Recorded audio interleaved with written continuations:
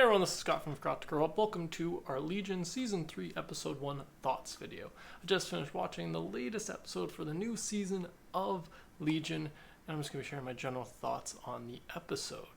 In this episode, we are introduced to a new character, a time traveler named Switch, who seems to be a little bit not super psyched with her life, a little bored maybe with her life, and she's got this ability to time travel, and she sees an ad posted by David for looking for a time traveler. So she answers it and ends up getting caught in the ongoing battle between David and Division 3 and all his former friends.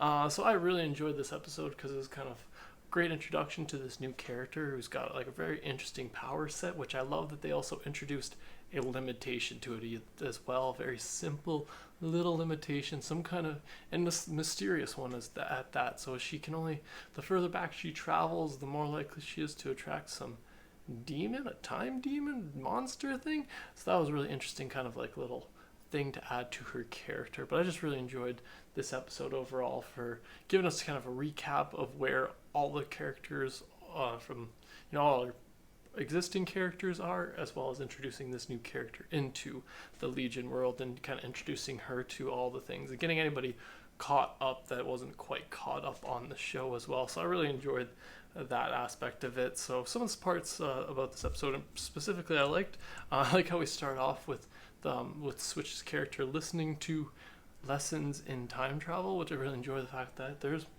she's a time traveler and she's learning a little bit about it so that she doesn't get herself into trouble.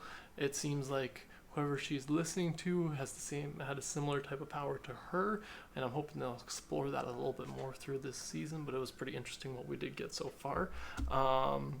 What else? Oh, there's David's kind of running like a hippie commune now, where they're all high off his brain juices. So that's interesting.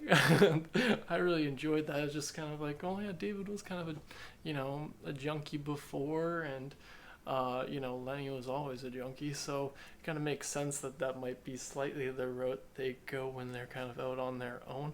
Like that, they only very slightly hint to David somehow is dealing with his schizophrenia or his multiple personalities in a certain way.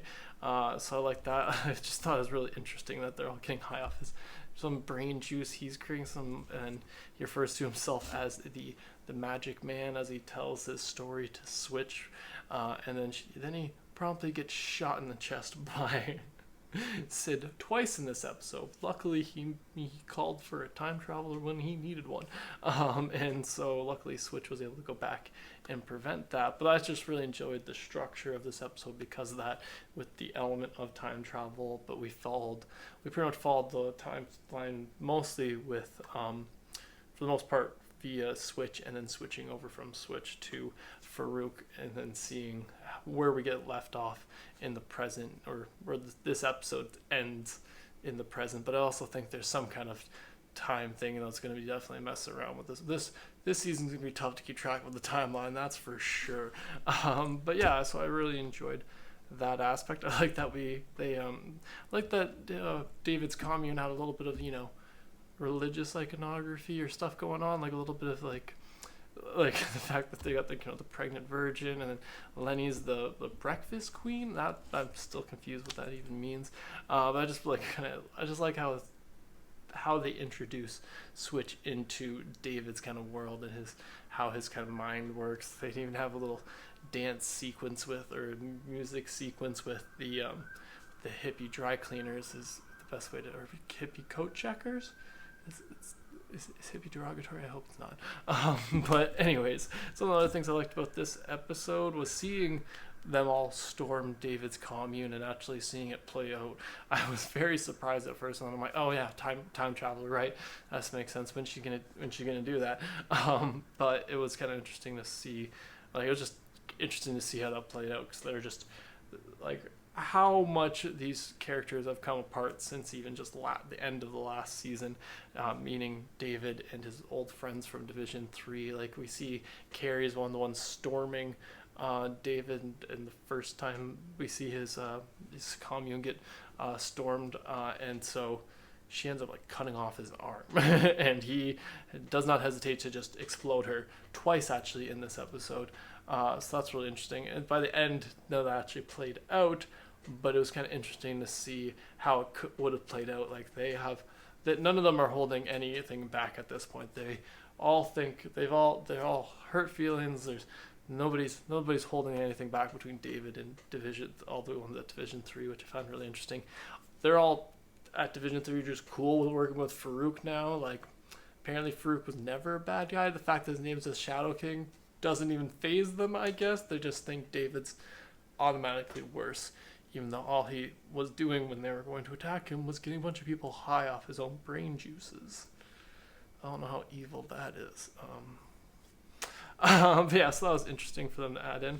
I like that we see that the Shadow King actually can notice and see Switch traveling through time, and that he even confronts her about it at one point, but he doesn't have complete control over like being able to like stop her, and she's still able to get away. So I really enjoyed that. I like her method of time travel. That's Switch's method of time travel, like the way we see it, which is she's in this hallway and there's just pretty much different increments of time that she can go back, and the further she gets into it, it seems to go into kind of almost a labyrinth type looking thing, which you know what hides in labyrinths, right?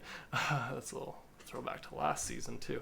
But yeah, that was interesting. We see Autonomy get a robot body, even though he's not Autonomy anymore, and he's just the mainframe. So that'll be interesting to see how that plays out. I like that they made it easy and just gave him a body as opposed to trying to work around him being in the computers for this whole season. Another fun fact in this one that we learned was Farouk says he's over 2,000 years old, which I knew he was old, but that's really old. I'd watch a prequel series just about him. Not really. I'd maybe like read a comic, but that's just an interesting little fact we learned in this episode that I really liked. But yeah, overall, I really enjoyed this season premiere for Legion. I'm really excited to get through this season. It is the final season for the show, so it's kind of bittersweet as we get each episode, but I'm still excited to check it out, see how they end off this series, and so I'm really excited to get into some more, especially with the way they've set it up so far. David's got a cult, and we've got a time traveler adding into it, and all the ones that all the people at Division 3 have just don't even want to take any time with David and just want to kill him. So I'm just really interested to see where this season goes from here. But yeah, be sure to let me know in the comments below what you thought about this episode. Did you like it? Did you not? Be sure to let me know in the comments below. Thanks again for joining me today. Sure to subscribe to the channel if you haven't already, and have a good one.